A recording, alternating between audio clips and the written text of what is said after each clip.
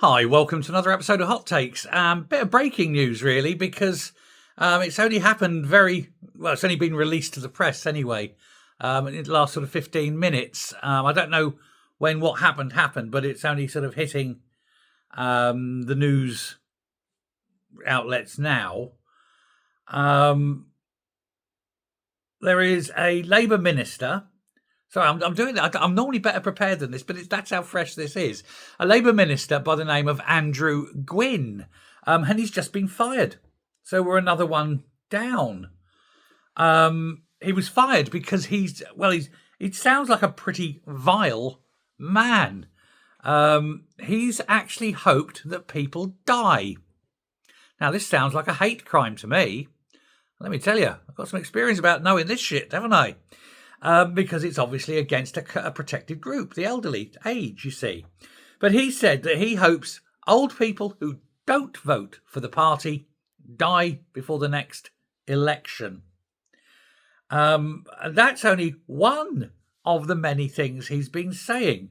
Now, obviously, with Labour pulling the heating allowance from the elderly, 4,000 or so are going to die, according to the government's own figures. But he's hoping that the 4,000 who die are the ones who don't vote Labour, I presume. Which is quite reprehensible. He also made anti-Semitic slights and jokes about a consultant being mown down by a truck on a WhatsApp group.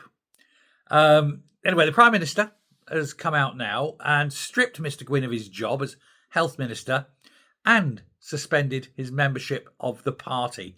Now, that's the wrong thing to do. He should have fired him from the party and just sent him packing. A man with principles and ethics would have done so. Goes to show where the Prime Minister stands on these things.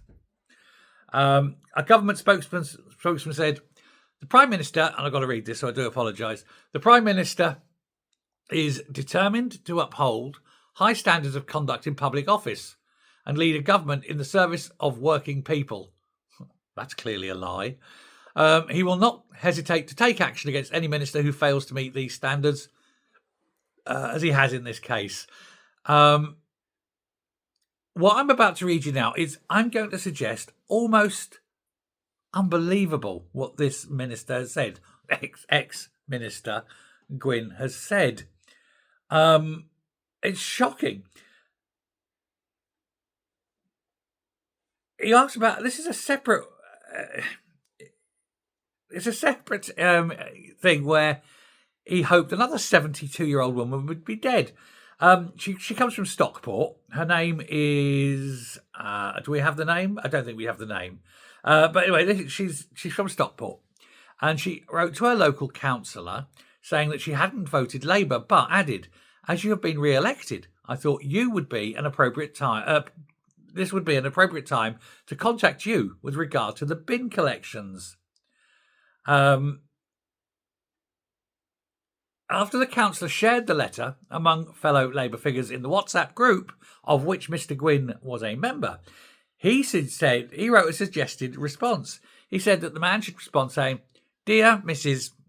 Whatever, fuck your bins. I'm re-elected, and without your vote, screw you. P.S. Hopefully you'll have croaked it by the all-outs." Whatever that means. What a wonderful human being this man truly is. Our all-outs apparently are elections in which every council seat is contested at once. Now, he also said that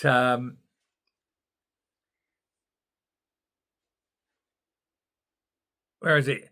We were talking about a man called Rosenberg. And no, we don't want him in the group. He sounds too militaristic and to be honest, too Jewish. Is he Mossad? Simply because his name is Rosenberg, he must be in Mossad. This is the level of the guy. Anyway, he's been fired, unfortunately, only as a minister rather than as a member of the Labour Party. What a weak little government we have, apparently. Yeah, he's gone as a minister. So there's I think that will just be reshuffled in the big reshuffle that we all know is coming. So hopefully He'll be, never returning, I think, to the fold. Let's hope that the good people of wherever he is from, does it say where he's from? It must do, surely. Gorton and Denton. So I hope that the good people of Gorton and Denton show their appreciation.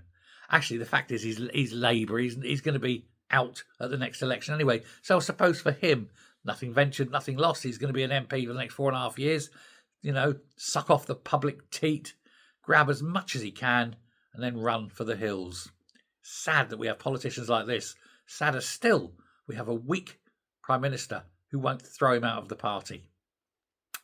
Advocating for the death of the elderly. It's a sad government, isn't it? Thanks very much. Bye.